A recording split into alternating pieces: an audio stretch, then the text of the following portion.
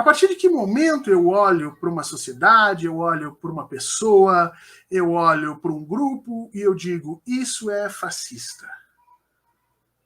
Lembra, existe uma noção de processo. Portanto, a gente tem pré-fascismo, proto-fascismo, né? Existem grupos que começam a desenvolver determinados valores que a gente, como historiador, sociólogo, antropólogo, cientista político, a gente olha e diz, olha, isso aqui é um pré-fascismo. Existem grupos que já estão com determinados valores, mas não são grupos muito grandes, que nós chamamos de proto-fascistas. São grupos que já têm os valores fascistas, mas não têm abrangência na sociedade.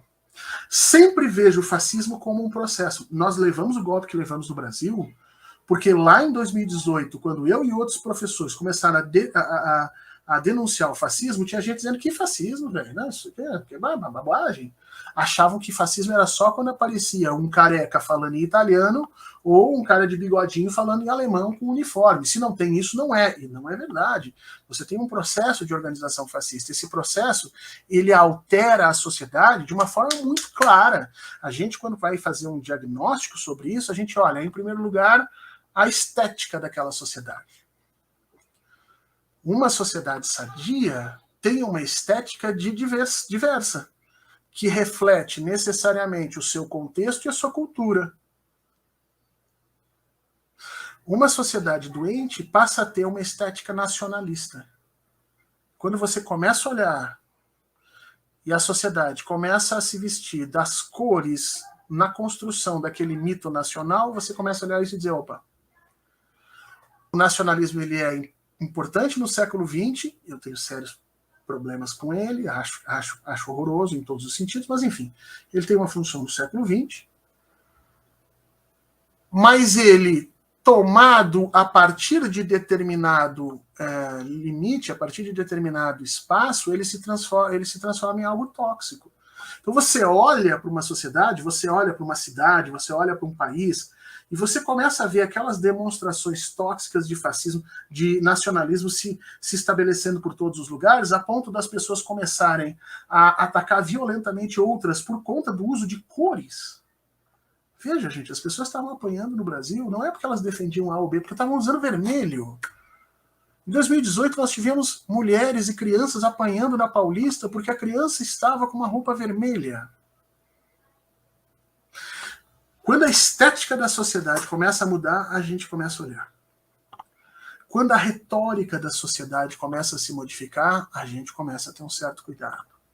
A retórica, ela é uma mistura dos seus componentes culturais, da sua relação contextual e das suas resistências, resistências sociais, seja em função de classe, seja em função de geração. A gente vê isso na forma de falar, a gente vê isso nos termos empregados, a gente vê isso na força das instituições, por exemplo, o judiciário é uma instituição muito refratária à mudança, a retórica do judiciário ela perdura durante um bom tempo na sociedade.